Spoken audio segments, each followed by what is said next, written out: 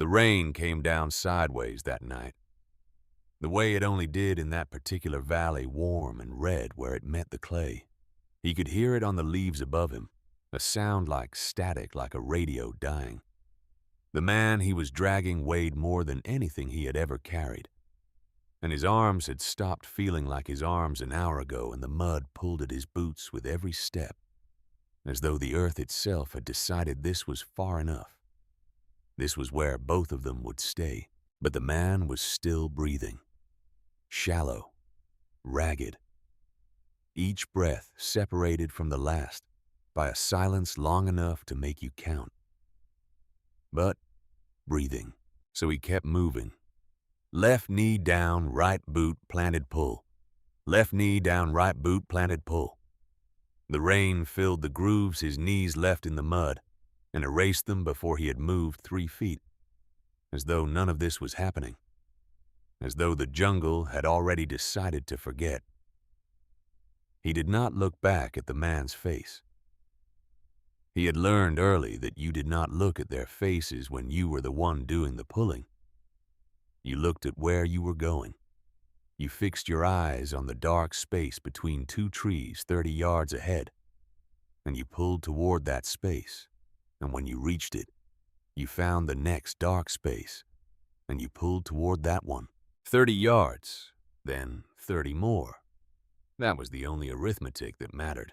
The hands doing the pulling were 25 years old that night.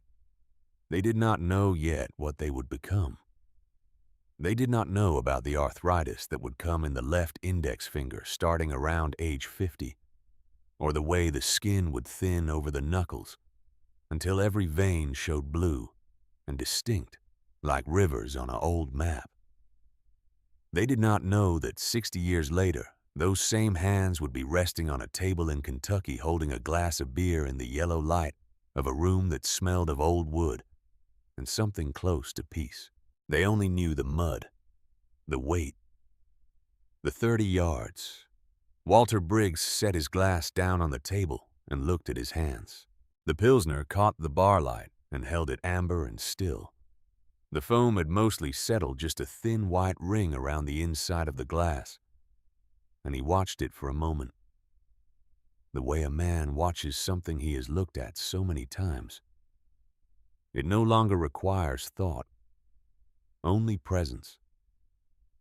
His hands on the table were exactly what they were, gnarled at the knuckles, the skin loose and spotted with age. The left cuff of his tweed jacket had ridden up slightly, exposing the inside of his wrist, where a faded anchor tattoo had blurred over decades into something almost abstract, a blue-gray shadow that a stranger might not recognize as anything at all. A man who knew what to look for would recognize it immediately. Walter pulled his cuff back down.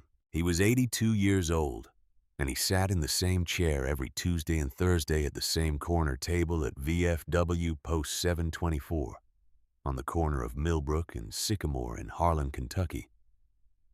The table was small and square with a ring stain on one corner that had been there since before he started coming here 17 years ago.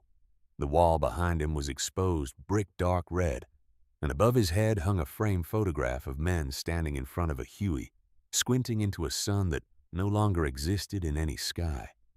He had looked at that photograph many times. He did not know the men in it, but he recognized the way they were standing. The bar stools along the front were about half full on this particular Thursday.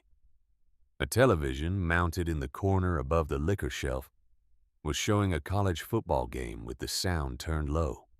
Someone had taped a hand-lettered sign to the dartboard that said, "Out of order," and the sign had been there for at least 3 months.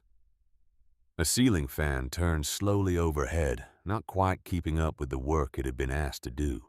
None of this required Walter's attention. He poured it anyway, the slow, easy attention of a man who had spent decades learning that the room you were in was always worth knowing. Dennis Keller had been behind the bar for 11 years, 58 years old. Gray-brown hair cut close, a white dish towel perpetually over his left shoulder, as though it had grown there. He had served with the 1st Infantry Division in Kuwait in 1991 combat engineer, and he carried that time the way most men who had actually been there carried it, which was quietly and without drama, and only occasionally in the middle of the night when something snagged on something else and pulled. He was wiping down the far end of the bar when the door opened and Walter came in at exactly 4 in the afternoon, as he always did, as he had done for 17 years. Dennis did not look up from the bar. Afternoon Walter. Afternoon Dennis. That was the whole of it. That was enough. Walter hung his jacket on the hook beside the table and sat down. Dennis already had the Pilsner pulled and on the bar before Walter had fully settled into the chair. He did not bring it over. He set it on the bar, and a moment later Walter was there to collect it. And then he was back at his corner table with his glass and his folded newspaper, and the particular quality of silence that he carried with him, the way other men carry wallets. George Monroe was at his usual table near the window, the one with the view of the parking lot and the maple tree that had been losing the same dead branch to the wind for going on 2 seasons now. George was 79 years old. He had gone to Vietnam in 1966 at 20 years old and come back in 1968 with a prosthetic left knee and a way of moving through the world that was neither fast nor slow, but simply deliberate, as though he had decided at some point that each step was worth making correctly. He wore his navy blazer with the brass buttons that had gone slightly green at the edges, and his flat cap was on the table to his left, in the same spot it occupied every time, set down with the same small precision brim facing the window. The 2 men looked at each other across the room. They had been doing this for 12 years. A nod. Nothing more. A nod that carried inside it everything 2 men needed to say when they already understood each other, past the point where words added anything. Pamela Dixon was at the table near the center post reading something on her phone, with her coffee going cold beside it. She was 44 years old, compact and square-shouldered, with short brown hair and green eyes that had a habit of narrowing slightly when she was thinking, the reflex of someone who had spent years reading terrain in bad light. 2 tours in Afghanistan. Sergeant Combat Support. She knew the Korangal Valley the way you know a place that has tried to kill you, which is to say, completely and permanently, and in ways you could not explain to someone who had never been there. She had been coming to Post 724 for about 8 months now. She did not usually stay long. She came for the coffee and the quiet and the specific comfort of being in a room where nobody asked her to explain herself. She was 3 paragraphs into whatever she was reading when she realized she had read the same 3 paragraphs 4 times. She set her phone face down on the table and picked up her coffee and thought about nothing in particular for a while, which was its own kind of work. That was the room as it had been for years. That was the room before Brandon Holden. He had appeared on a Friday evening in early August, which was unusual, because Friday evenings tended to bring in people who were loud in ways that Post 724 was not built for. And so the regulars generally came on weekdays. He came through the door at 6:15, paused just inside the entrance the way people pause when they are reading a new room, and then walked to the bar with the easy ownership of a man who has decided in advance that he belongs wherever he happens to be standing. He was 38 years old, medium height, broad through the shoulders, wearing cargo pants in coyote tan that had never seen anything dirtier than a parking lot, and a black baseball cap with the Marine Force reconnaissance insignia on the front. The eagle and globe and anchor rendered in silver thread. The cap was tilted slightly left. He wore it like a man who wanted you to notice that he barely noticed it himself. He ordered a Budweiser and told Dennis he had just moved to Harlan from out west and that he had heard this was a good post.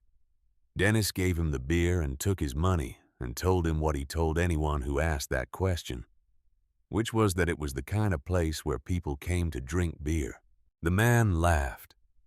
It was a good laugh, warm and self-deprecating, the laugh of someone who understood that the first impression was a door, and you needed to open it without breaking anything. He asked about the older veterans at the tables, asked it with visible respect, nodded when Dennis said Korea and Vietnam, said something about standing on the shoulders of giants that was slightly too polished to be spontaneous, but not polished enough that most people would notice. He stayed for 1 hour, talked to 3 people, bought nobody a drink, left a good tip, said he would be back. He was back the following Tuesday, and the Tuesday after that, and every Thursday in between. Walter watched him from the corner. The way Walter watched everything which was completely and without appearance of watching. He watched the way the man constructed his stories, the way he let the first details be small and credible before the larger ones arrived. He watched the way the man identified who was listening hardest, and then directed the next sentence toward them without being obvious about it. He watched the economy of it, the patience, the way it was built rather than told. He had seen men like this before. Not often, but often enough. By the 3rd week, Brandon Holden had names for most of the regulars and was using them naturally. The casual familiarity of someone who had been here months already. By the 4th week, he was buying rounds for the younger members who came in on Thursday evenings.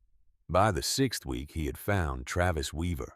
Travis came in on a Thursday at the end of September, a few minutes after 5.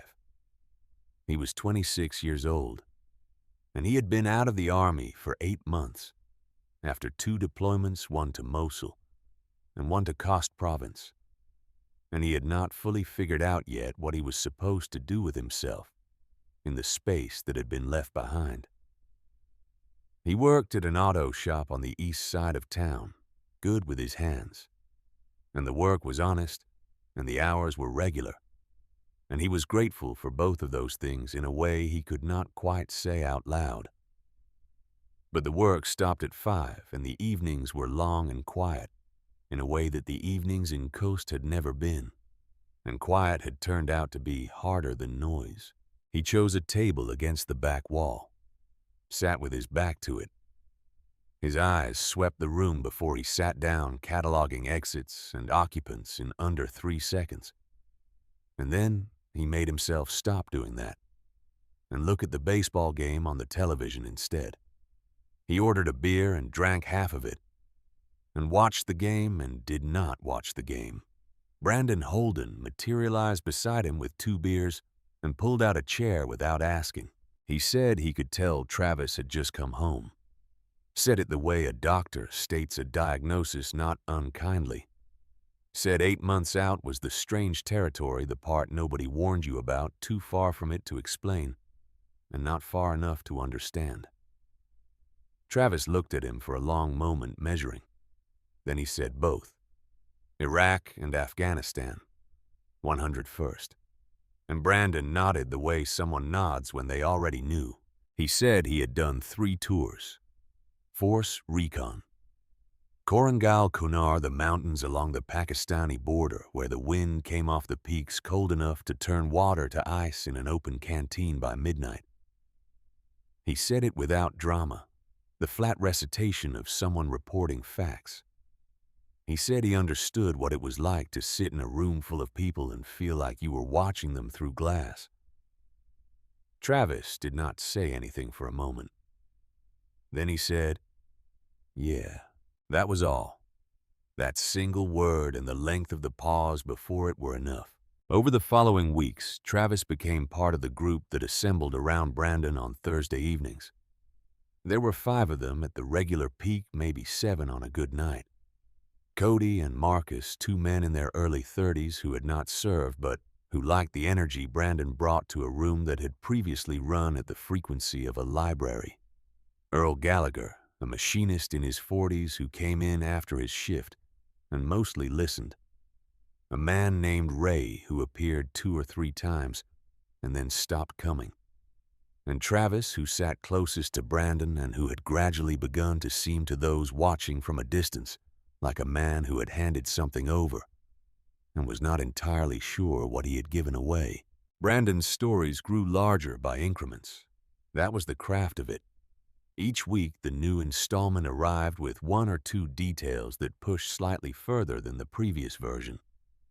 And by the time the push became a stretch and the stretch became an impossibility, the audience had already accepted the architecture of the whole thing and was not in the habit of examining individual bricks. He described an 8-day reconnaissance mission in Kunar province with such specific detail about the terrain, the vegetation, the temperature at altitude that even Pamela Dixon, half listening from her table by the post, found herself following the geography before she realized she was doing it.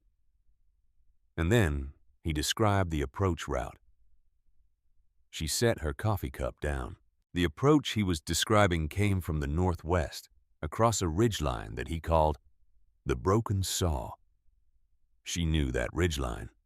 She knew it because in the spring of 2009, she had sat at a planning table at FOB Bostic and watched that exact approach get removed from every operational plan for the entire season, because the northern face had been compromised by an IED cell that had mined the goat paths so thoroughly that no one was moving through there until EOD had a full rotation dedicated to it. No unit went that way. Not infantry, not support, not special operations. Nobody crossed the Broken Saw from the north in the spring of 2009. She knew this because her unit had provided the logistical assessment that recommended the route cancellation. She looked at Brandon from across the room. He was leaning forward over the table. Hands open, voice low and certain. And the men around him were leaning in with him, drawn by the gravity of the story. Travis had his forearms on the table and his eyes on Brandon's face with the focused attention of someone receiving instruction. She looked at the cap on Brandon's head. She picked up her phone and sent a text to Dennis. The message said only, "I need to tell you something. Not tonight. Tomorrow before you open."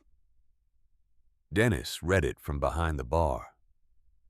His expression unchanged and sent back a single word. "Okay." He did not look toward Brandon's table. He went back to wiping the bar and did not look anywhere in particular, which was its own kind of answer. The following Thursday, the room arranged itself the way rooms arrange themselves when something unspoken is approaching, which is to say, nothing changed in any visible way and everything was different. George Monroe was at his window table. Pamela was at her post table. Dennis was behind the bar. Walter was in his corner with his newspaper and his Pilsner, and the newspaper had not been turned past the front page in 45 minutes. Brandon arrived with his group at 5:10 and reconfigured the furniture near the center of the room with the easy authority of a man who has stopped asking permission. He pulled 2 tables together and settled into the chair that put his back to the room and his face toward the bar, which was either instinct or habit or performance. He ordered a round before he had fully sat down. The story that night was about the Korangal Valley in a summer that he placed in 2010. He gave it the full treatment. The heat, the dust, the specific sound an RPG makes when it passes close enough that you feel it before you hear it. He gave the men names, ranks, personal details. He described a younger Marine who sang old country songs under his breath during long observation posts, said it was the strangest and most comforting sound he had ever heard at 3 a.m. on a hillside in Afghanistan. He delivered this with the timing of a man who understood that the human detail, the small and unexpected one, was what made the larger story feel true. Earl Gallagher made a sound that was the involuntary sound of a man who has just seen something and cannot quite say what. Travis said nothing. He was watching Brandon's hands. Brandon shifted then, the way a current shifts when it approaches shallow water, and the tone moved from narrative into something more declarative. He said that he had the deepest respect for the men who had come before. Said it with his eyes moving across the room to include the older veterans at their separate tables. Said it in a way that was shaped like respect and did not feel like it. He said the difference between then and now was not courage. He said courage was a constant. He said the difference was methodology, was doctrine, was the precision of a scalpel compared to the blunt force of a hammer. He said the men of his generation had been trained to operate at a level of tactical sophistication that previous eras simply had not possessed. George Monroe set his glass down. He set it down slowly, with the deliberate absence of force that is its own kind of force. He did not slam it, and he did not place it gently. He set it down the way a man sets down something when he has made a decision about what comes next. He said, without raising his voice, without looking across the room, "I've been listening to you for a while now." Brandon turned toward him. His expression shifted into the performance of patience, the look of a man about to explain something to someone who has almost understood. George said, "I was in Hugh City, February of '68. You know what Hugh City looked like in February of '68? Brandon started to say something. George did not let him. He said it looked like every building was trying to kill you. Every doorway, every window, every alley. The enemy had been in that city for weeks before we got there. And they knew every inch of it, and we knew nothing. We didn't have satellite imagery. We didn't have drone feeds.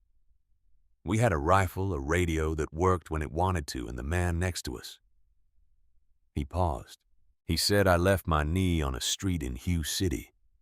A piece of shrapnel about the size of my thumb took it off me on the 4th day. I crawled back to the line on my hands and one leg because the man who would have carried me was already dead. And I'm sitting here telling you that the men who were with me that day were not sledgehammers. They were the most precise and capable and remarkable people I have ever known. And I will not sit in this room and hear them described as less." The room was quiet, the way a room gets quiet when it has stopped being a room and become something else. Brandon looked at George with the steady gaze of a man recalibrating. He opened his mouth and began a sentence about context, about historical framing, about the evolution of military doctrine. He did not finish the sentence. Walter Briggs stood up. He did not stand up quickly. He planted both hands on the table and pushed himself upright with the measured effort of a man whose body required negotiation in the mornings and compromise in the evenings, and who had made his peace with both. He was not a large man. He had not been a large man even when he was young. But when he stood, something happened in the room that had nothing to do with size. He moved across the floor without hurry, past the dartboard with its out-of-order sign, past the television with its silent football, past the bar where Dennis had gone completely still. He walked to George Monroe's table and he pulled out the empty chair, and he sat down in it. He did not say anything. He did not look at Brandon. He just sat there next to his friend with his hands folded on the table. And the weight of that sitting, the sheer, unelaborated fact of it, pressed down on the room like weather. Brandon looked at the two old men for a moment. Then he looked at his group. Then he did what people do when they need to believe they still control the situation, which is to start talking again. He pivoted to the football game and asked Cody if he had seen the score, and Cody said he had not, and someone else said they had a good receiver this year. And the conversation folded back into itself and continued. But something had changed. Even Cody could feel it. And Cody had not been paying close attention to anything except his beer. Dennis moved down the bar and set a fresh Pilsner on the counter without looking at Walter. Then he set a short glass of Evan Williams bourbon next to it for George, which George had not asked for, and which Dennis would not charge him for. An hour passed. The group around Brandon cycled through two more stories, neither of which landed with the weight of the earlier ones. The room's attention had redistributed itself in some way that was hard to name but impossible to reverse. Travis sat through it with his beer warming in his hand and his eyes moving periodically to the two men at the window table. Eventually, Brandon stood and stretched and said he was going to refresh his drink, and he walked to the bar, and on the way back he stopped. He stopped at Walter's table. Not at the table near the window where Walter had moved. Walter had returned to his corner table sometime in the previous half hour, quietly without announcement, as though he had simply relocated himself between one moment and the next. He was sitting with his newspaper again, the same front page, and his glass of beer that was down to the last quarter. Brandon set one hand on the back of the empty chair across from Walter. Walter looked up. His eyes were a pale blue that in low light looked almost gray, and they met Brandon's with the complete neutrality of a man who had no particular investment in what came next. Brandon asked if he could sit for a minute. Walter said nothing. After a moment, he tilted his head toward the chair. Brandon sat. He said, "Walter Wright Dennis mentioned your name." Walter said Briggs. Brandon said Brandon Holden.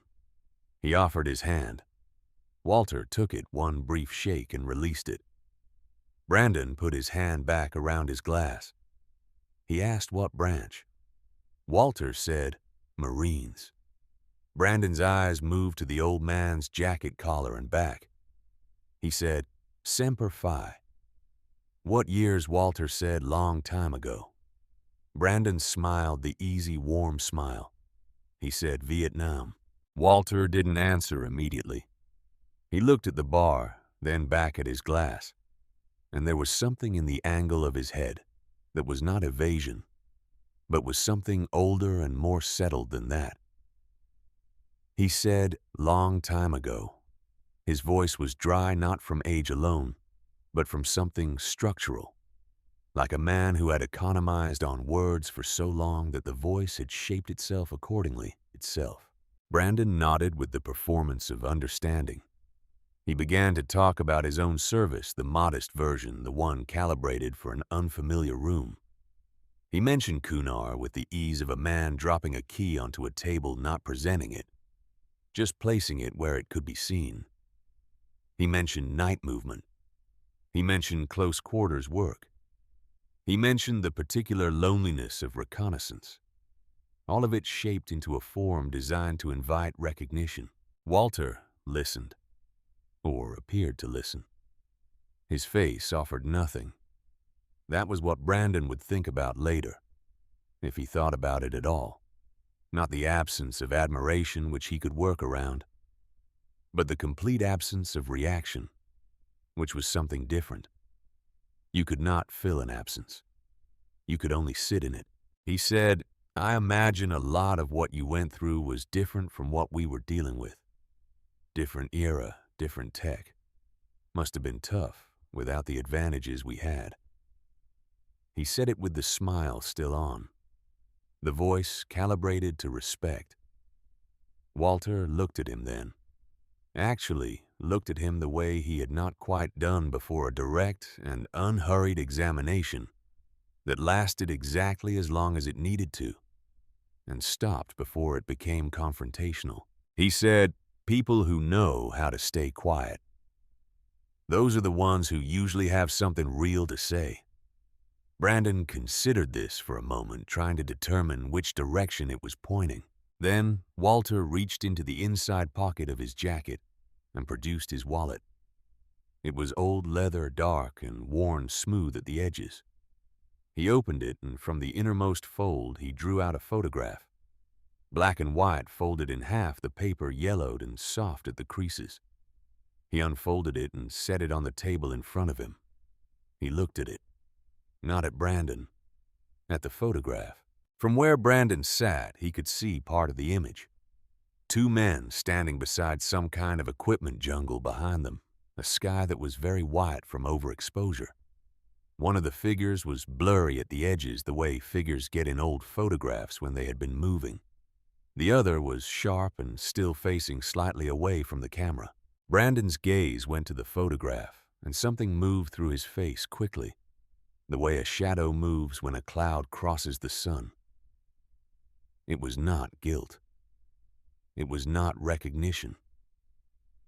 It was something quieter and more fundamental, the involuntary acknowledgement of a man who has spent years constructing a version of himself and has just sat down across from the original of something he has only ever copied. Then the smile came back, easy and complete, warm at the edges, reaching all the way up into his eyes with the practiced fluency of 17 years. He started to say something about the photo. Walter folded it closed, put it back in the wallet, put the wallet back in his pocket, picked up his glass, and drank the last of his beer in one slow, unhurried swallow. And then he looked at Brandon Holden with those pale, gray-blue eyes that had looked at things that this man would never see. And he did not say anything at all. And the silence was not hostile and not cold, but simply final, the way the closing of a door is final. And it said everything that Walter had decided this particular moment deserved. Brandon held the look for 3 full seconds. Then he pushed back from the table and stood up and said it had been good to talk, and he would see him next time. Walter nodded once. Brandon crossed the room back to his table, reclaimed his chair, said something to Cody that made Cody laugh, and the evening continued. But he did not look back at the corner table for the rest of the night, and that careful absence of looking was its own kind of answer. Dennis Keller, behind the bar, had watched the whole exchange without appearing to watch it. He had a gift for this. He waited until Brandon's attention was fully committed to his own group, and then he let his eyes rest on Walter's corner for just a moment. Walter had put his newspaper away. He was sitting with both hands flat on the table, looking at nothing in particular, and he looked like a man who had just finished a task he had not wanted to start. George Monroe, from his table by the window, saw it too.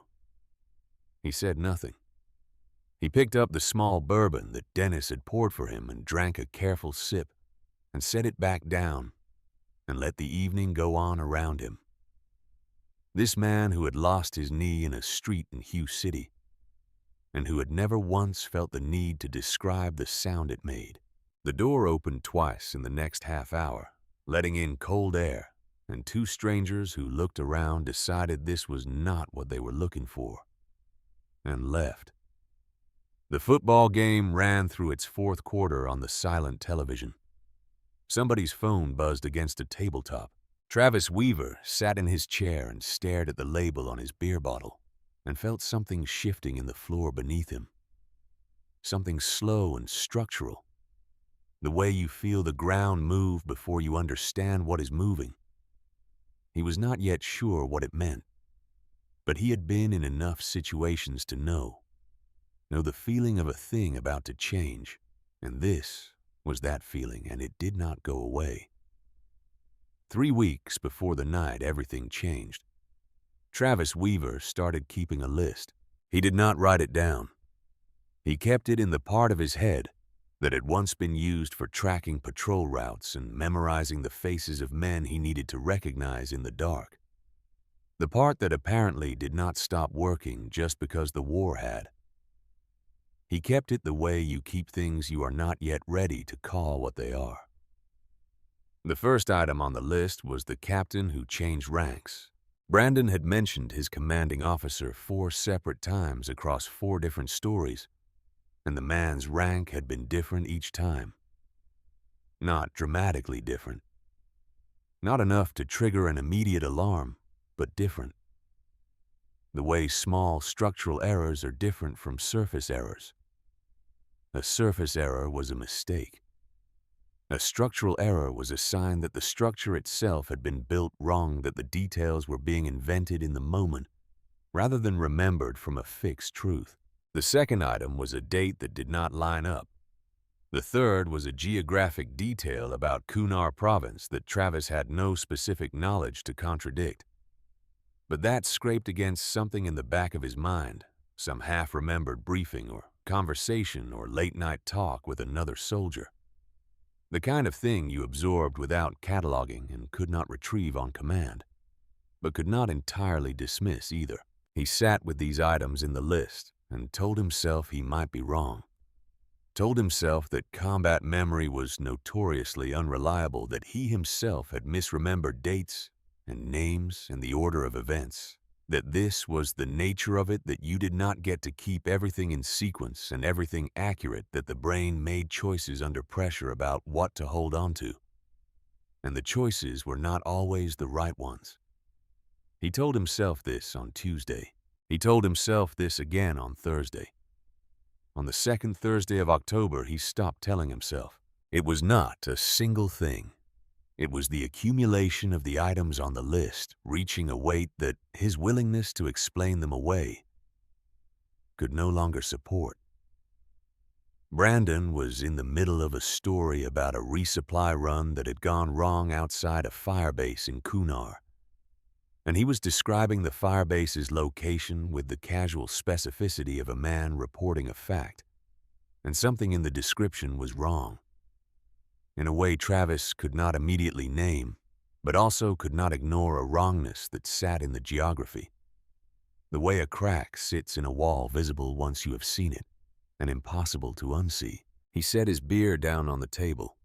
He did not say anything. He picked up the beer again and finished it, and set the glass down, and sat with his hands in his lap, and looked at the table and thought about the 37 months he had spent trusting people based on the information they gave him, and what it had cost him when that information turned out to be wrong, and what it had cost the men next to him. Brandon finished the story. Marcus made an appreciative sound. Cody said something about the craziness of war. Travis said nothing. Brandon noticed. He had an instinct for shifts in the room for the redistribution of attention, and he noticed Travis's silence the way a conductor notices a musician who has stopped playing.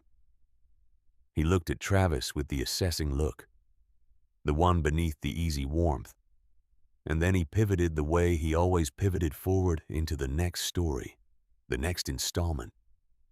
The escalation that had been arriving by degrees across 3 months, and that tonight was going to arrive all at once.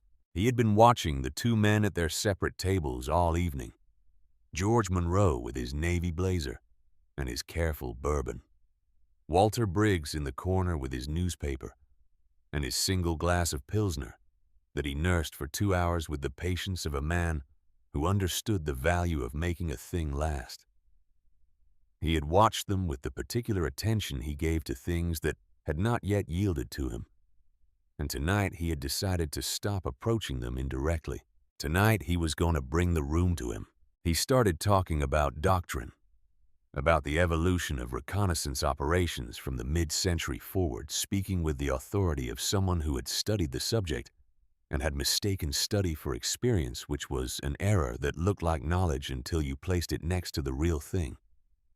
He said the men who had fought in previous eras had been products of their time, capable and brave within the limitations of what they had been given, but limited nonetheless by doctrine that was blunt where modern doctrine was precise, reactive where modern doctrine was anticipatory.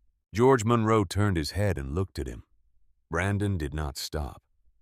He was committed now the way a vehicle is committed once it has left the road, still moving, trajectory locked. He said that the fundamental difference between then and now was not a matter of courage, but of architecture, of the structural sophistication with which modern units approach problems that previous generations had solved with numbers and endurance rather than precision and intelligence. He gestured toward the photographs on the wall, the men in the Huey, the squad photograph from somewhere that no one had ever identified. He said all respect to them, complete and genuine respect, but they were working with tools that belong in a museum. The room had gone very quiet. Pamela Dixon put her phone face down on the table. She had been waiting for the right moment for 3 weeks, since the morning she had met Dennis at the bar. Before opening and told him what she knew about the northwest approach to the Korengal, about the route that had been closed before any operation ran through it in the spring of 2009. Dennis had listened without interrupting, and at the end he had said, "Let it sit a little longer." She had understood. There was a way these things had to happen, a sequence that the room needed to move through on its own before an outside hand could apply pressure without breaking something. But the room had moved through its sequence now. Brandon was still talking, and every word he said was landing on the older men in the room like something delivered with contempt dressed up as analysis. And Pamela Dixon had spent 4 years of her life in a country where contempt dressed as analysis got people killed, and she was done letting it sit. She said his name, not loudly, not aggressively. She said it the way you say a name when you want to establish that what follows is directed and specific and not the opening of a debate. Brandon turned to her with the smile already adjusted to accommodate a female voice, the smile that said he was prepared to be patient. She said, "You mentioned the Korengal approach from the northwest. The ridgeline you described coming down from the north face in spring." He said, "That's right." She said, "I was in that area.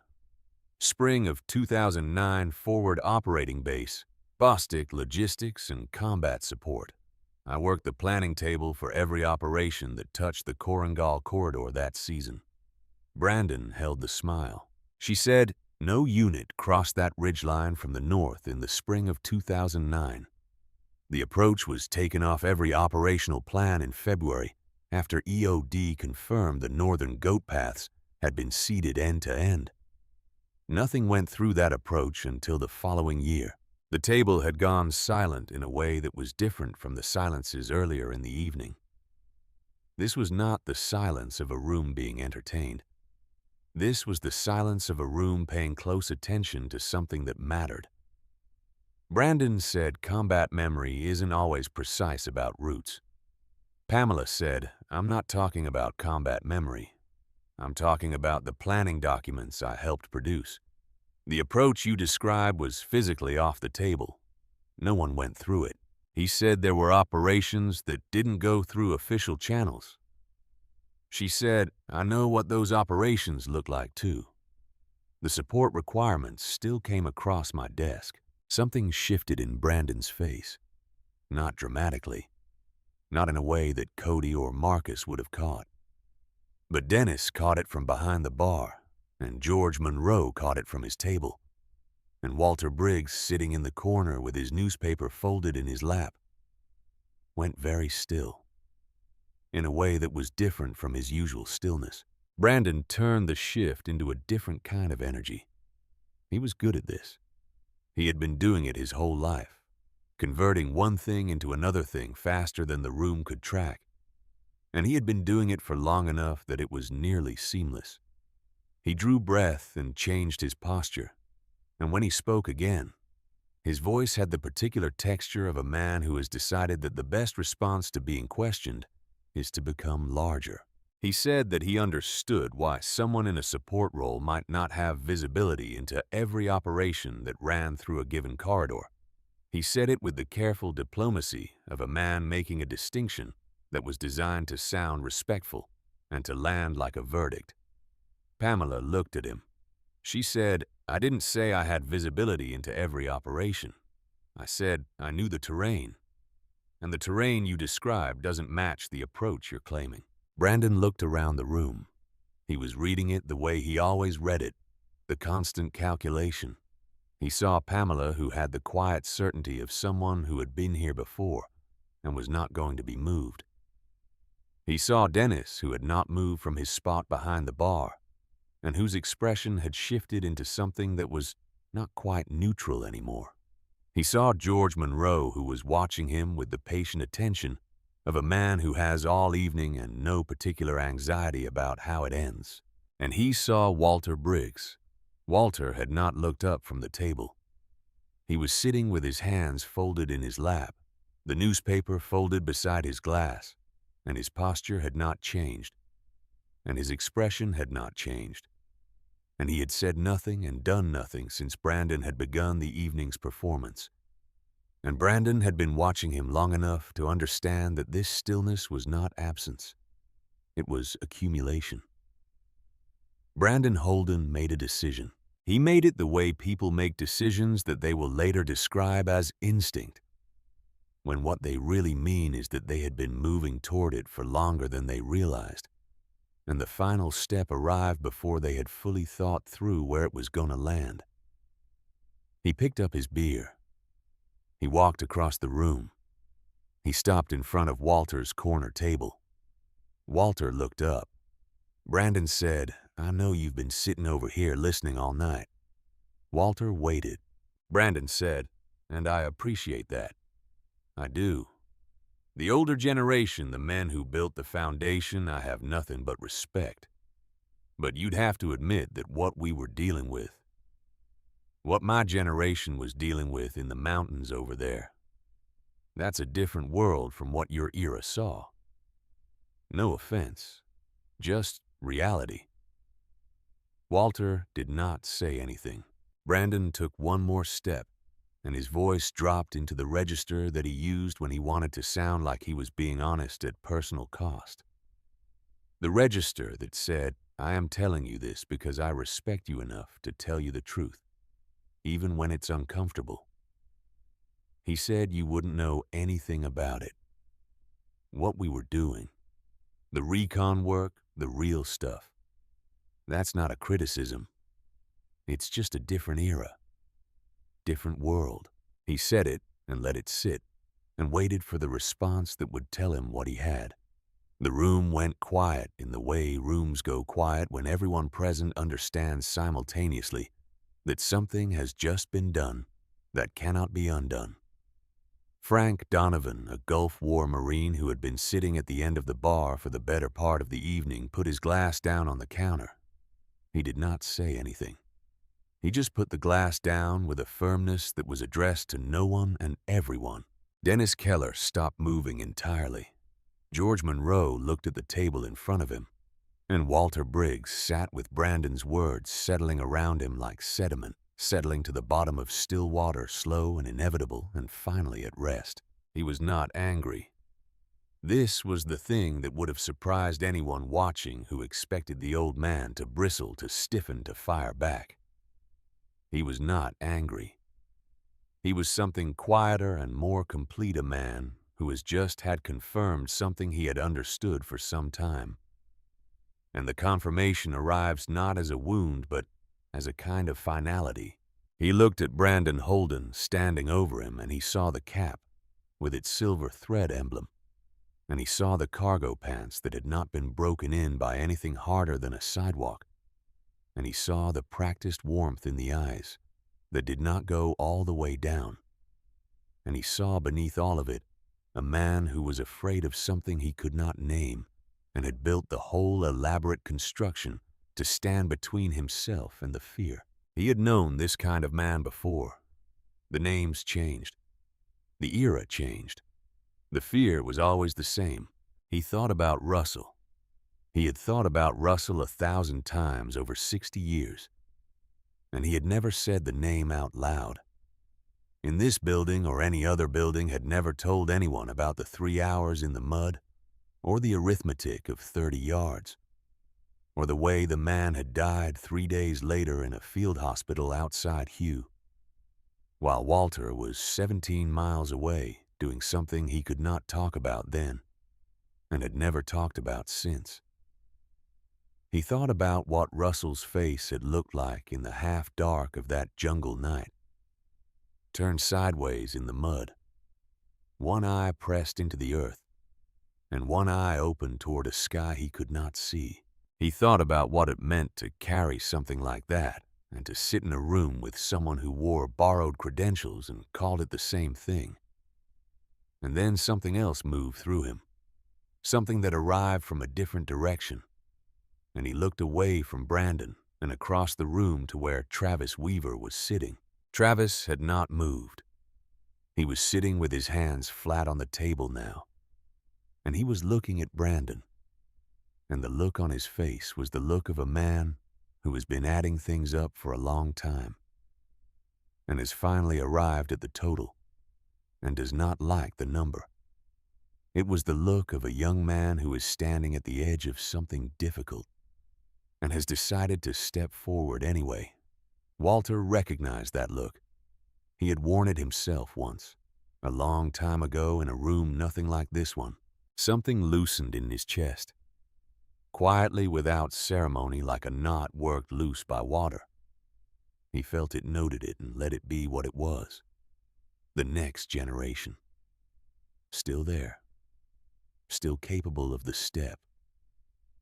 He looked back down at the table and said nothing and waited. Travis Weaver stood up. He stood slowly, pushing back from the table without scraping it. And when he was on his feet, the room turned toward him the way a room turns toward the unexpected. The collective attention swinging like a compass needle finding north. Every person at Brandon's tables assumed they knew what was coming. They had seen Travis be the most consistent presence in Brandon's orbit for 3 months. They had seen him listen, lean, and absorb. They had seen him defer.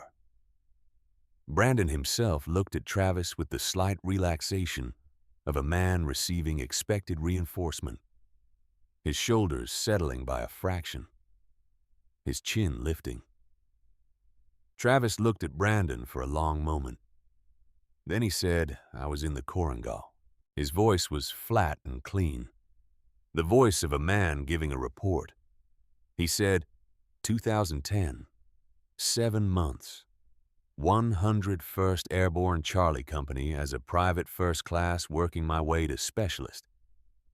We were in that valley for 7 months, and I talked to every unit that moved through our area of operations. Brandon was still holding the slight relaxation in his posture, still processing. Travis said, "Force Recon came through twice. Small groups. We knew who they were. That community is small and people talk. And you remember the faces and the names because they were the ones going into places we weren't going into." He paused. He said, "I don't remember you." The 2 words at the end of that sentence took everything before them and made them into a verdict. Brandon's posture changed. The relaxation inverted became its opposite, became the specific rigidity of a man absorbing something he has no prepared response for. He said, 7 months isn't a full rotation. The units wouldn't have overlapped exactly. Travis said, "I know the rotations. I know the timeline. I know who was operating in that corridor in 2010, well enough to know who wasn't." He said it without heat, without triumph. He said it the way you state a fact when the fact has cost you something personally, and you are therefore past the point of embellishment. He looked across the room at Walter Briggs. Walter was looking back at him. There was nothing theatrical in the exchange. No signal passed between them. No acknowledgement that could be read by anyone watching. It was simply 2 people looking at each other across a room, one of them old and one of them young. And in the space between them, something was understood that neither of them would have been able to put into words, but that both of them felt with the precision of a tuning fork, struck against something that matches its frequency. Travis looked back at Brandon. He said, "I listened to you for 3 months. I thought you understood what I went through, because you'd been through something similar. I was wrong about that." He sat back down, picked up his beer, looked at the table. Earl Gallagher was staring at the floor. Cody had his hands around his glass and was not looking at anything. Marcus had shifted in his chair, so that his body was half turned away from Brandon, the involuntary geometry of dissociation. Brandon stood in the middle of the room with 3 months of careful construction coming apart around him, and the thing that was visible on his face in that moment was not the thing most people would have expected. It was not rage. It was not calculation. For the length of one unguarded second before the machinery reassembled itself, it was something close to the look of a man who has been running for a long time and has just realized he does not know what he was running from, or whether running has done anything except extend the distance between himself and something he should have faced. Then the machinery came back. He turned toward Walter Briggs. He had decided in that fraction of a second on a last move, not a retreat, an attack. Because retreat was the thing he had never learned to do without, it feeling like annihilation. An attack was what he had built himself around for longer than he could account for. And even now, even at the edge of the worst night he had constructed for himself, the habit was stronger than the wisdom. He walked to Walter's corner table. He did not sit down this time. He stood over it, over the old man in the worn tweed jacket, and he put both hands on the surface of the table and leaned forward and said, "Here is what I want to know. I want to know what you actually did. Not what it says on some form somewhere. What you actually did. Because you've been sitting in this corner for however many years watching everyone else and never saying a word. And I'd like to know what that's worth. I'd like to know what you're carrying that makes your silence worth more than everyone else's words." He said it and meant it to be sharp, and it was sharp, and it landed exactly where he aimed it. Walter Briggs looked up at him from the corner table. The pale blue eyes, the dry, weathered face, the hands with their gnarled knuckles resting on the worn wood completely still. He did not say, "I was in Vietnam." He did not say, "I wrote the doctrine your cap is named for." He did not say, "I know what I carried, and I know what you don't. And the distance between those two things is the whole of what you are afraid to measure." He said, "You said you were in the Korangal." Brandon straightened slightly. Said, "That's right." Walter said, 18 months.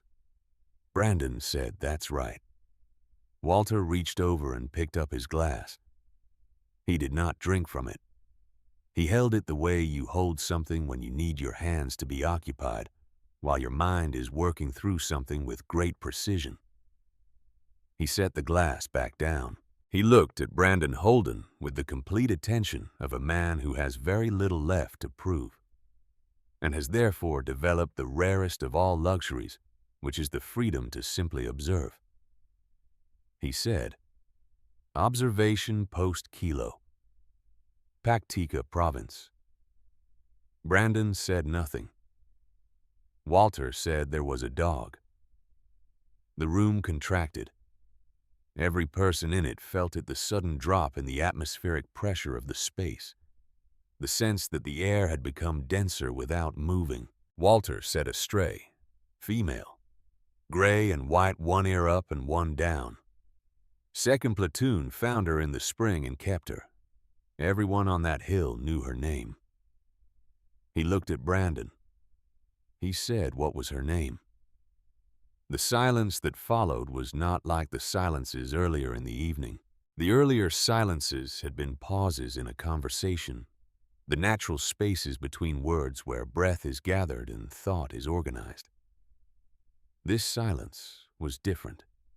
This silence was the space where something should have been, and was not a structural absence, the silence of a question that has exposed a room where the answer should have been living, and has found it empty. Brandon did not move. 1 second, 2 seconds. His mouth opened. He said there were dogs all over that country. 4 seconds. He said you can't expect anyone to remember every. 7 seconds. He said that's not. The sentence did not finish. 9 seconds. 11 seconds. The tick of the ceiling fan above them was audible. The low sound of the football game from the muted television. Somewhere outside, a car passed on Millbrook, with its radio on the music muffled and indistinct there and gone. 12 seconds of silence. Brandon Holden stood at Walter's table and could not answer a question about a dog. Every person in that room understood what that meant. Not because they knew the answer, because they understood with the instinct of people who had served or who had sat in rooms with people who had served, that there was a category of detail that existed only for people who had actually been in a place, the minor and unguarded details. The stray dog with the mismatched ears, the particular name given to her by a group of men who were very far from home and who needed something small and ordinary to carry for a little while. The kind of detail that no book contained, that no interview produced, that lived only in the bodies of people who had been there and would stay there until they were gone. Brandon knew none of it. The room knew that he knew none of it. He straightened up from the table. He opened his mouth once more and began to form words that did not come. And then the door opened. The heavy oak door of VFW Post 724, which had been opening and closing for 70 years and which had developed over those decades. A particular authority of sound, a weight and a resonance that was different from ordinary doors opened, with a draft of cold October air that moved through the room like a held breath finally released. Two men came through first. They wore army dress uniforms, the Class A, the dark green of formal occasions and official visits. Their shoulder boards precise, their cover straight. They were in their 30s, faces neutral and composed in the specific way of people whose job is to be present without becoming part of the situation. Behind them, a third man. He was not in uniform. He wore a dark suit, charcoal gray, and he wore it the way certain men wear suits, which is as though the suit is incidental to the person inside it, a formality acknowledged and then set aside. He was 67 years old, and he had silver hair cut close, and a face that had been organized by decades into something that was not exactly hard and not exactly kind, but was entirely certain the face of a man who had long ago made his peace with the weight of the decisions that had come to him, and had carried that weight until it became simply part of his structure. He was broad through the shoulders. He moved without hurry. His eyes, when he came through the door, did what they did in every room he entered, which was to read it completely. And immediately a sweep so practiced it was nearly invisible corner to corner, near to far, threat to no threat, known to unknown. The sweep stopped. It stopped at the corner table, at the worn tweed jacket, at the pale blue eyes that had just asked a question that a man could not answer.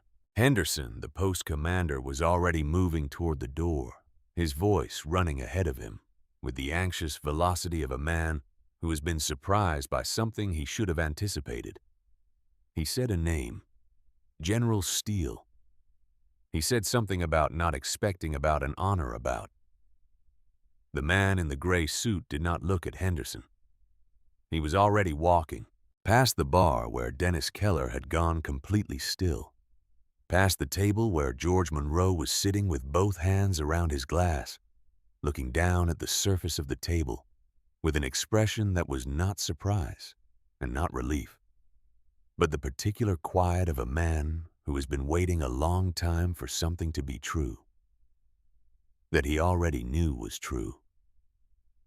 Past Brandon Holden, who had not moved from the spot beside Walter's table, who stood there now, with the cap in his hand and the full exposure of the moment settling over him like weather. The man in the gray suit walked to the corner table. He stopped in front of it. He stopped in front of Walter Briggs, 82 years old, in his worn jacket with his folded newspaper, and his glass of beer, sitting in the corner of a room in Harlan, Kentucky on a Thursday evening in October. And the man in the suit drew himself up to his full height and put his heels together and raised his right hand to the level of his brow in a salute that was exact and unhurried and complete. He held it. The room stopped breathing. He said in a voice that carried the weight of every order he had ever given, and every weight he had ever borne without putting it down. Sergeant Major Briggs. It is an honor to see you again, sir. The salute held for 3 full seconds before Walter Briggs raised his own right hand. The gesture was imperfect in the way that 82 years makes all gestures imperfect. The knuckles too swollen for the crispness the movement had once possessed the shoulder, not carrying it quite to the height it would have reached in 1968 or 1975 or any of the years in between. But the angle was correct. The intention was exact.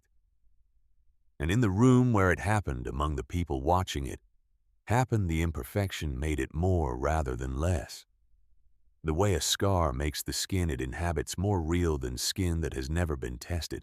Walter lowered his hand. He said, "Marcus."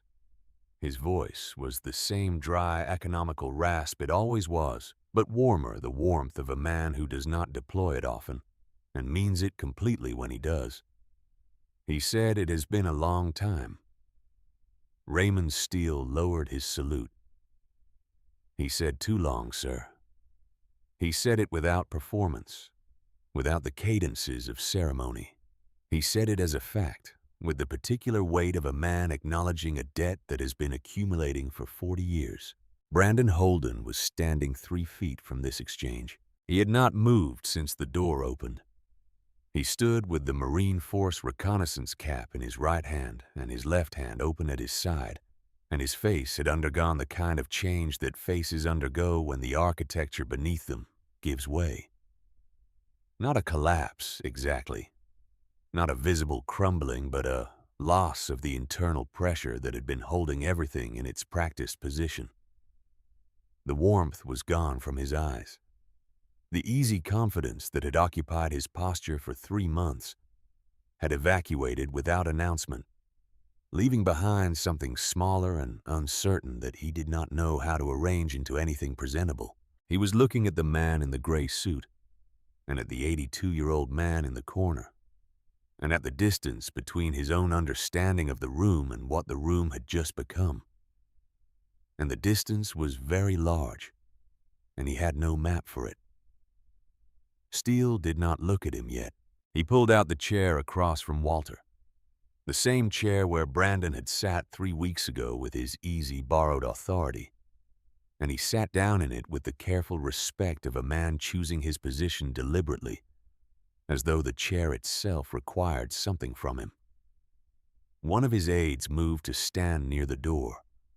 The other settled at the bar, 3 stools away from anyone, and Dennis set a glass of water in front of him without being asked.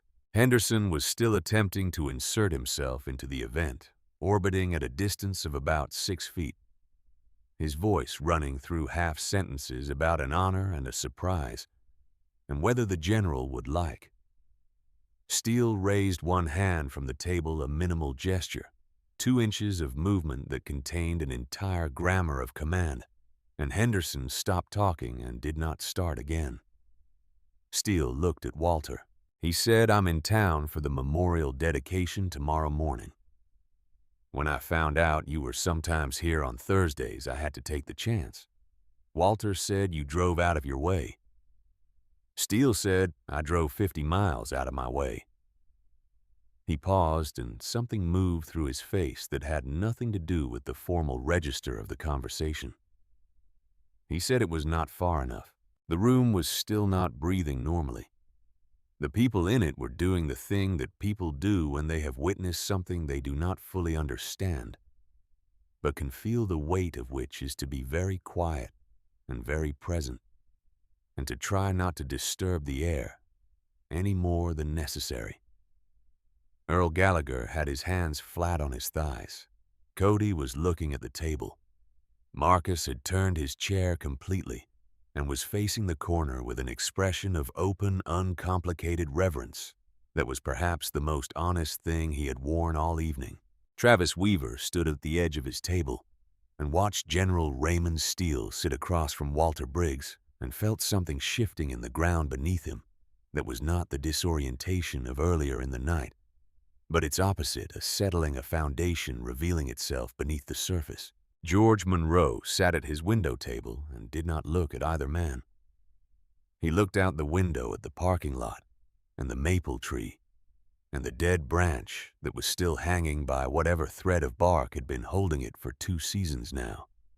He had a small smile on his face that was not for anyone in the room, but was simply there, the expression of a man who has arrived at the end of a story he has been reading for a very long time and has found that it ended the way it should. Steele turned to address the room. He did not stand. He did not raise his voice.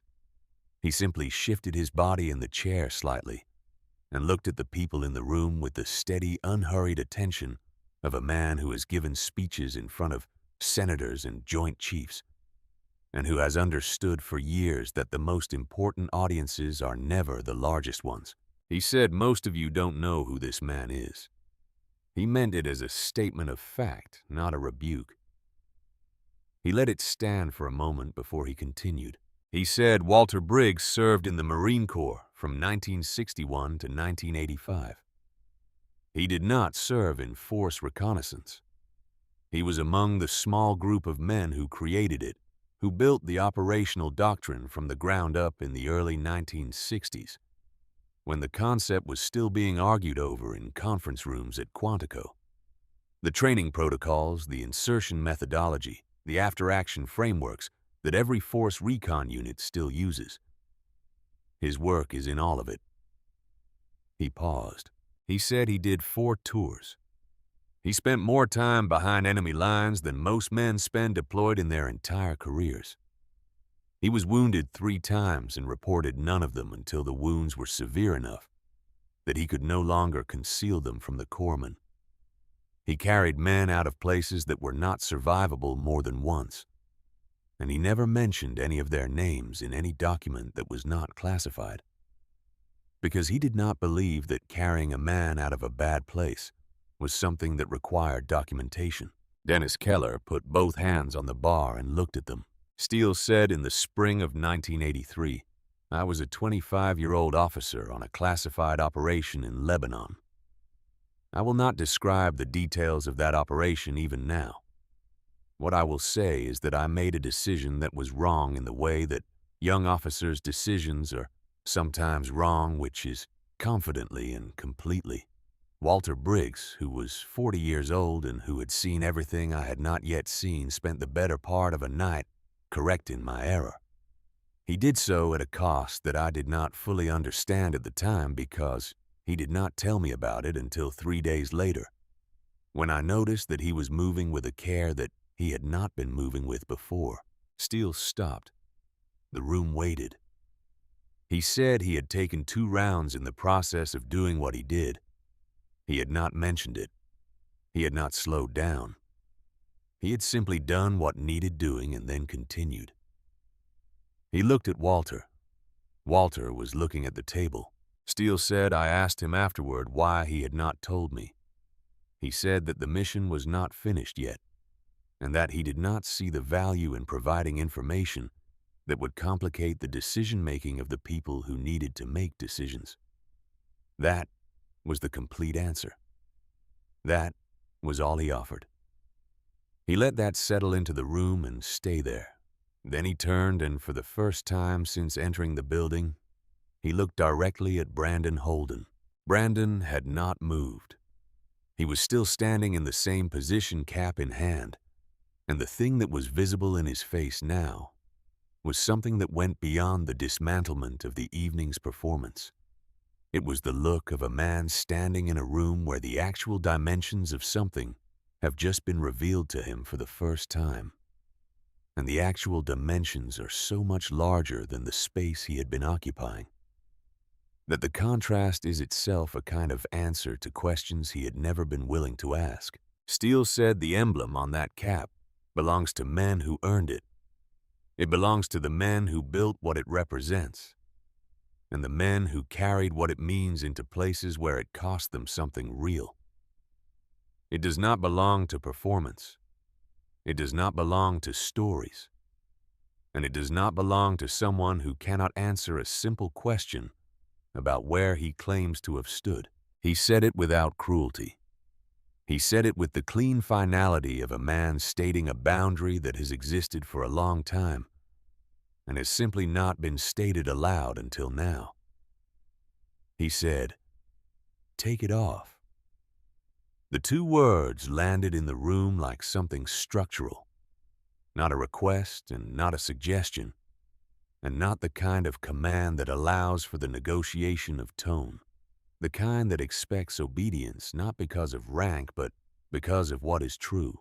Brandon Holden stood in the silence that followed and looked at the cap in his hand. He stood there for 4 seconds, and in those 4 seconds, something happened in his face that was almost private, almost the kind of thing a person should not have to do in a room full of people looking at them, the dissolution of a version of yourself that you have been maintaining for long enough, that you have forgotten it is a version rather than the thing itself. His jaw moved. His eyes moved to Walter briefly, then to the floor. He did not say anything. He turned and walked toward the door. Not quickly, not the flight of a man panicking, but with the particular diminished walk of someone who has been reduced to exactly their actual size and is discovering for the first time that the actual size is smaller than they had thought, and that there is nothing left to fill the extra space. The door opened. The cold came in for a moment.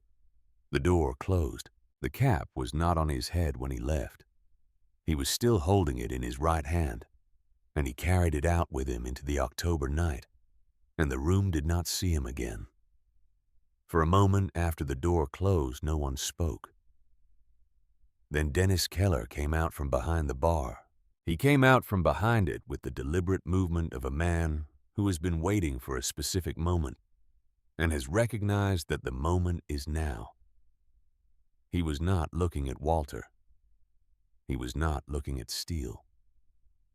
He was looking at Henderson, who was standing near the post commander's desk at the side of the room, and the look on Dennis's face was the look of a man who has been patient with something that did not deserve his patience and has finished being patient. He crossed the room until he was standing in front of Henderson, and he said quietly enough that only the nearest tables could hear you knew. Henderson started to say something. Dennis said, "The second week he was here, you pulled his membership card, and you saw the same thing I saw when I pulled it, which was an address that went back less than 60 days, and a membership application that had 3 blanks where the service record information should have been. You saw that and you let it sit because he was bringing in new members and filling up Thursday evenings and making the numbers look better at the end of the month." Henderson said, "Dennis, that's not." Dennis said, "I let it sit too. I'm not standing here saying I handled it right. I'm standing here saying you knew before I knew, and you had more authority to do something about it than I did. And you didn't do it. And that matters in a place like this one, because this is the kind of place where it matters." The two men stood facing each other in the middle of the room.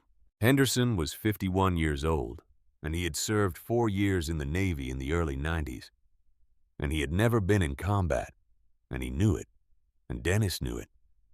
And in this moment, in this room with this specific weight pressing down on the air between them, that history arranged itself into a shape that neither of them had asked for, but both of them were standing inside. Henderson said, "You're right." He said it without deflection. He said it looking at Dennis and not away from him. He said, "I'm going to address it properly with the board. What happened tonight should have happened months ago, and it didn't happen because I was looking at the wrong things." He paused. He said, "I'm sorry, Dennis." Dennis looked at him for a long moment. Then he nodded once, the nod of a man accepting something that will not undo what happened. But that is being offered honestly and deserves to be received that way. He turned and walked back to the bar and picked up his cloth and set it over his left shoulder and went back to work. The room began to breathe again, not loudly, not in the way of a room that has released tension and returned to normal, in the way of a room that has been through something and is now moving carefully through the other side of it, carrying what it has learned. Frank Donovan went to Walter's table first. He stood there for a moment, this Gulf War Marine with the thick forearms and the quiet eyes, and he held out his hand. Walter took it. They shook without words. Frank nodded once and went back to his stool at the bar. Then an older man named Paul, who had been sitting near the back wall and who had served in the late years of Vietnam as a Navy corpsman, came over and did the same thing. He held Walter's hand in both of his for a moment and said, "Thank you for your service, Sergeant Major." He said it like he meant each word individually, one by one, without anyone organizing it or announcing it. The people in the room moved through this small ceremony of acknowledgement. Not everyone. Not the ones who had been closest to Brandon Cody and Marcus and Earl, who were now sitting with the self-conscious stillness of people recalibrating their recent past. But the others, the regulars, the people who had been coming to this room for years and who had their own reasons for being here and their own things they carried. They came to the corner table and offered what they had to offer, which was the simple and powerful gesture of showing up. Walter received each of them the same way. A handshake, a nod, the pale blue eyes direct and present and free of the performance of emotion. He was not overcome. He was not diminished. He was exactly what he had always been, sitting in the corner of this room. And what had changed was not him, but the visibility of what had always been true. Steele watched this from across the table and said nothing. He had his own glass now, the Evan Williams that Dennis had set in front of him without being asked. And he held it with both hands and let the room do what the room needed to do. George Monroe came last. He crossed the room with the deliberate gait of his prosthetic knee, moving carefully between tables. And when he reached the corner, he did not extend his hand. He sat down in the chair beside Walter, the one that Walter had occupied many Tuesdays ago when he had walked across the room to sit beside George in the middle of someone else's performance, and he sat there the same way Walter had sat then. Without announcement, without explanation, simply present, they sat together for a while without speaking. Then George said very quietly, "I always knew you were something, Walter. I just didn't know the scale of it." Walter looked at him. "He said you knew enough." He paused. "He said you always knew enough. That was why you kept coming." George considered this. Then he made the small sound that served him as a laugh. Not humor exactly, but something adjacent to it. The sound of a man who finds something true and recognizes it as true without needing to make more of it. He picked up the bourbon that Dennis had somehow placed at his new location and drank a careful sip. They sat there together, these two old men, in the corner of the room that had been their corner for years, and the evening moved around them. Steele eventually rose to leave. He had a briefing early and the dedication in the morning and the obligations of a man whose schedule was still not entirely his own, even in retirement. He shook hands with Dennis, who came around the bar for it, and said something quiet to him that Dennis received with a nod and a straight look. He spoke briefly with Pamela, who had remained at her table throughout everything with the steady composure of someone who had done what needed doing, and was now content to let the room process it. And whatever he said to her made her look down at the table for a moment, before she looked back up with something in her face that was not quite a smile, but was in the neighborhood of one. He came back to Walter's table. He stood for a moment. He said, "I'll be here in the morning, before the ceremony, if you're willing." Walter looked at him. He said, "I'll be here." Steele said, 8 o'clock. "I'll bring the coffee." He said goodnight to the room without ceremony, a simple general word that carried inside it a quality that not many people's good night carried. And then he and his aides moved through the door, and the night took them. Travis Weaver had not come to the corner table during the procession of handshakes.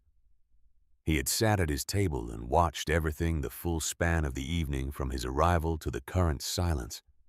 And he was doing the thing he did when he was processing something important, which was to be very still and let it move through him without interference. He was thinking about 3 months of Thursday evenings.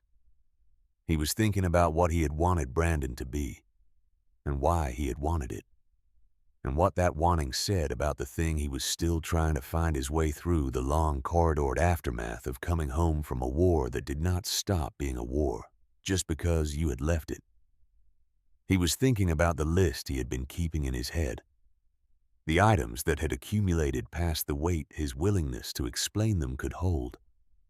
And he was thinking about the moment he had stood up and said the thing he had stood up to say, and what it had cost him, and what it had returned. He was thinking about the old man in the corner. George Monroe had gone home. The room had thinned to half its evening count.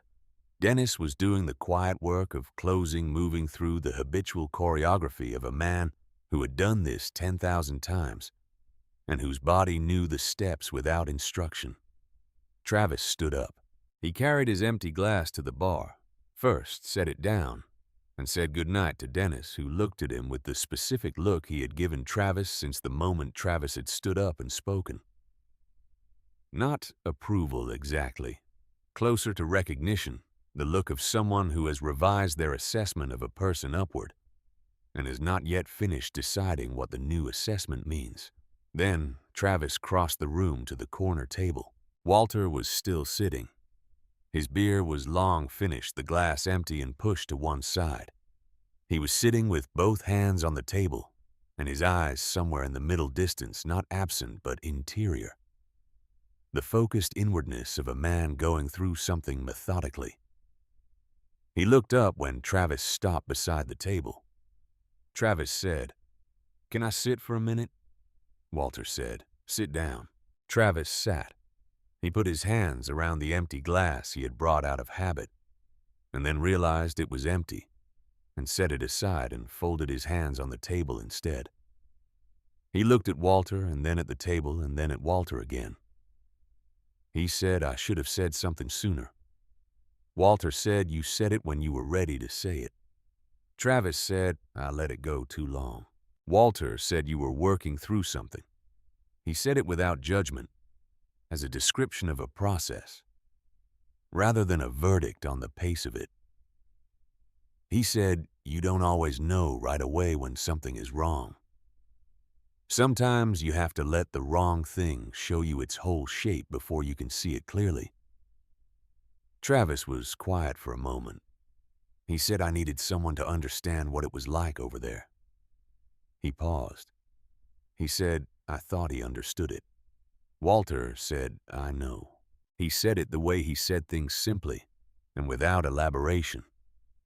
But in the two words, there was a fullness that Travis felt rather than analyzed, the recognition of a man who has been inside the specific loneliness of coming home from a war and finding that the language for it does not exist in the places you have returned to. Travis looked at the table. Then he said, "How did you do it?" He was not asking about combat. He was not asking about the missions or the operations or the classified years behind enemy lines. He was asking about the years after. The long, ordinary years of carrying it quietly in rooms where no one knew what you carried. Walter considered the question. He said, "You find the things that make it worth carrying." He paused. He said, "Not the things that take the weight away. There's nothing that takes the weight away. But the things that make the weight mean something. People, mostly. The right kind of room." He looked at the empty beer glass on the table. He said, "I came here for 17 years. And mostly I sat in the corner and didn't say much, and that was enough. Because the room knew what it was, and I knew what it was, and that was a kind of language that didn't need words. Travis was listening with the focused attention of a person receiving something they have been needing to hear without knowing they needed to hear it. He said, "Were you afraid?" He said it quietly and directly, the kind of question that can only be asked when two people have moved past the social geography that usually surrounds it. Walter did not answer right away. He looked at the table for a long time the way he had looked at the photograph in his wallet. On 100 evenings in this room, the private inventory of a man who keeps careful accounts. Then he said every day. He let the words stand alone for a moment before he added to them. He said every single day, but the men next to me were more afraid than I was. And so I didn't have the right to show it. And after long enough, not showing it becomes something you can use, not to hide from the fear, to walk next to it without being stopped by it. Travis looked at him. Walter said, "You're going to be all right." He said it with the certainty of a man who has read a situation for many decades and who has learned to distinguish between the people who are going to make it through their specific difficulty and the people who are not. He said it as a fact, not a comfort, and that was exactly why it worked as both. Travis said nothing for a moment. Then he said, "How do you know?" Walter said, "Because you stood up." He said a man who is too far gone doesn't stand up in the middle of a room full of people and say what needs saying when there's a cost to saying it. He looked at Travis directly. He said, "You stood up." That's how I know. They sat in the corner of the room for another 20 minutes, and the conversation moved through other things, smaller things. The kind of talk that happens when two people have said the most important things and are now finding out what else they have in common. Travis mentioned the auto shop and a class he had been considering at the technical college in Lexington. Engineering, something that would use the part of his mind that needed to be used. Walter listened and asked one question about it, a specific question about the program structure that told Travis he had actually been listening rather than waiting for his turn. When Travis stood to leave, Walter said, "Tuesday." Travis said, "I'll be here." He walked to the door and held it open for a moment, feeling the cold, and looked back at the corner table where Walter was sitting alone with his empty glass and the folded newspaper he had not read, and the particular settled quality of a man in a place he belongs to. Then he stepped out into the night, and the door closed, and the October air was cold and very clear. And above the streetlights of Millbrook and Sycamore, the sky was full of stars. He stood there for a minute looking up. It was the first time in 8 months that looking up at the night sky felt like looking at the sky rather than looking at everything he was trying not to think about. He stood there until the cold told him it was time to move. Then he moved. The bar closed at 10. Dennis ran through the final routine, the glasses and the taps and the lights at the back, the quiet mechanical liturgy of a place wrapping up its day.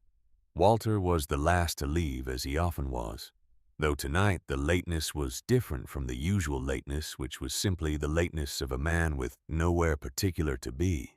Tonight it was the lateness of a man who has been through something significant and is not yet ready to leave the room where it happened.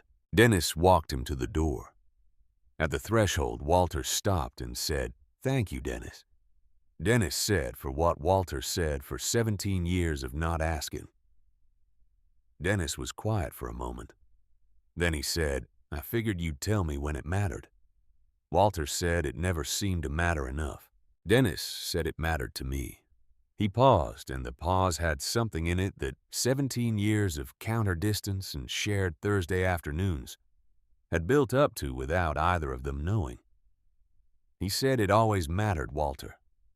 Walter looked at him. He nodded. He walked out into the night, and Dennis stood in the doorway and watched him go until the tweed jacket disappeared around the corner of Millbrook. And then he pulled the door shut and turned back to the empty bar and stood there, in the yellow light for a moment before he finished closing. General Raymond Steele arrived at 8 o'clock the next morning with 2 cups of coffee from the diner. 4 blocks over, exactly as he had said he would. Dennis had come in early to open the room for them, and he left the 2 men at the corner table and went to work in the back without being asked. The morning light came through the window at a low angle. The October light that was different from the summer light, thinner and more honest. It lay across the corner table in a stripe touching the edge of Walter's folded hands.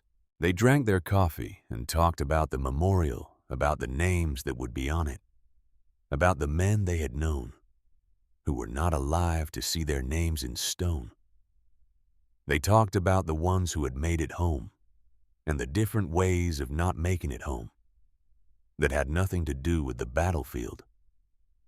The slower losses, the ones that arrived in the years after, and that had claimed more men than either of them could count.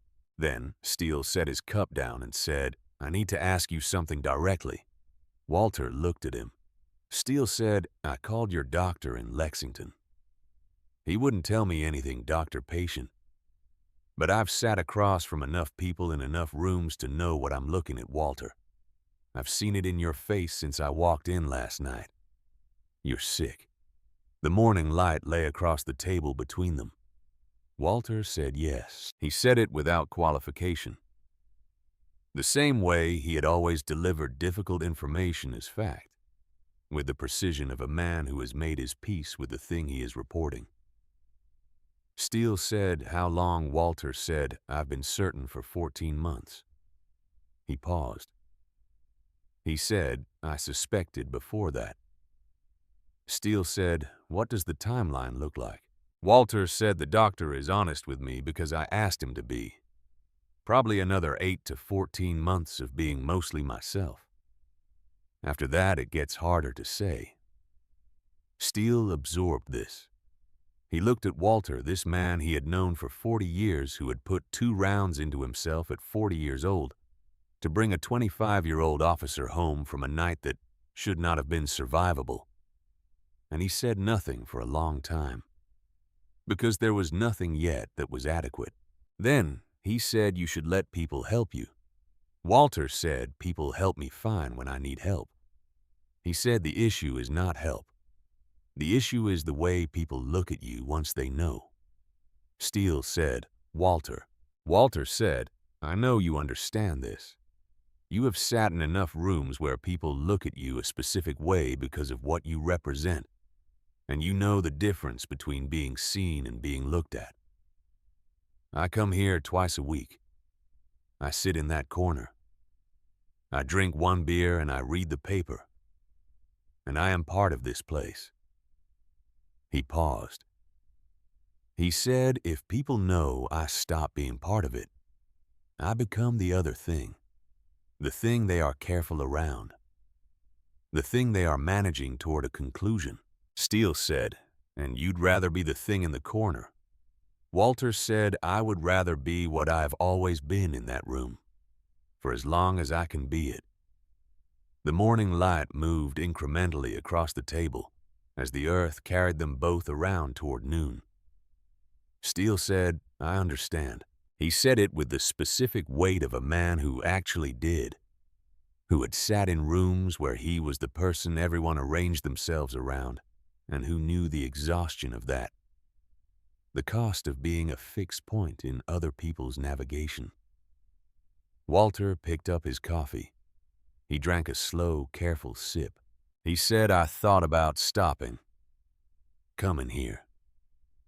He said it quietly, looking at the table. He said, "About 2 months ago, when things got a little worse for a while, I thought about just not coming anymore. Not making Dennis and George watch the process of it, disappearing before it got to where it was going." Steele did not say anything. Walter said, "And then last night happened." He said it without drama, reporting it as simply as he would have reported a weather condition or a change in terrain. He said, "Last night I sat in that room and watched a young man stand up and say a true thing at a cost to himself. I watched George sit there with his bourbon and his patience and his 20 years of knowing what he knows and never needing to say it. I watched Dennis come out from behind his bar for the first time in I cannot count how many years to say what needed saying. He paused. He said, and I thought, I want another Tuesday. I want another Thursday. I want to sit in that corner and be part of that room for whatever time it gives me. And I want to do it without asking anything more from it than what it already is. He looked at Steele. He said, that is what last night gave me. Not what you said, though I am grateful for what you said, but what the room did, what it turned out to be. Steele looked at his old mentor, this man who had taught him through example what it meant to lead without needing the room to know you were leading, who had been sitting quietly in a corner for 17 years being exactly what he had always been. And he felt something move through his chest that he was not going to name because naming it would reduce it. He said, then take your Tuesdays, Walter. Take every one of them. Walter said, I intend to. They sat until 9:15 when Steele had to leave for the ceremony. He shook Walter's hand at the door, and it was a long handshake, the kind that says things that have already been said and are being said again, because some things deserve the repetition. Then the gray suit and the silver hair went out into the October morning, and Walter heard the car leave and sat back down at the corner table and finished the last of his coffee, which had gone cold. Dennis came out from the back. He said, do you want a fresh cup? Walter said, no, this is fine. Dennis went back to his work. 6 weeks later, on a Tuesday afternoon in late November, Travis Weaver came in through the door at 4:15 a few minutes after Walter and hung his jacket on the hook near the table and sat down across from the old man. Dennis brought 2 beers without being asked, which was a new development, and set them both down and went back to the bar. Travis reached into the inside pocket of his jacket and set a plain white envelope on the table. It had been delivered to his apartment the previous Thursday. No return address. His name printed on the front in block letters. Inside had been 2 sheets of paper. A printout of a public records military service search and its results, which contained a name and a date of birth, and a location, and a single line of text at the bottom. No military service record found. Travis set it on the table and looked at it. He said, someone sent this to me. I don't know who. Walter looked at the envelope. He did not touch it. Travis said, I thought about what to do with it. He said, I thought about going to Henderson, making it formal. I thought about tracking down the people Brandon told his stories to and making sure they knew. He paused. He said, I kept coming back to the fact that the room already knows. Everyone who was in that room on Thursday night knows. He said, is that enough? Walter considered it. He said, what does the paper tell you that the room didn't already know? Travis thought about this. He said nothing. Walter said, then you have your answer. Travis picked up the envelope and folded it once and put it back in his jacket pocket. He picked up his beer. He said, Dennis. Dennis looked up from the bar. Travis held up the envelope. Dennis looked at it for a moment. Then he said, the room handled it. He said it the way you say something that is the end of a subject rather than the beginning of one. Travis nodded. He set the envelope back in his pocket and left it there, and he did not take it out again. The 2 of them sat at the corner table in the late afternoon light, which was shorter now that November had arrived, coming through the windows at a steeper angle and spending less time in the room before the dark came on. The ceiling fan turned at its usual speed. The television above the bar was showing something with the sound turned low. Outside on Millbrook, a truck passed and then a car, and then the street went quiet. The way streets go quiet in small Kentucky towns when the afternoon is thinking about becoming evening. Walter picked up his beer. He looked out toward the window where the maple tree stood in the parking lot. its branches mostly bare, now the dead branch still hanging from the same place it had been hanging for. Going on 3 seasons, clinging by whatever thread of wood was left, not falling, not quite ready. He drank a slow, careful sip and set the glass back down.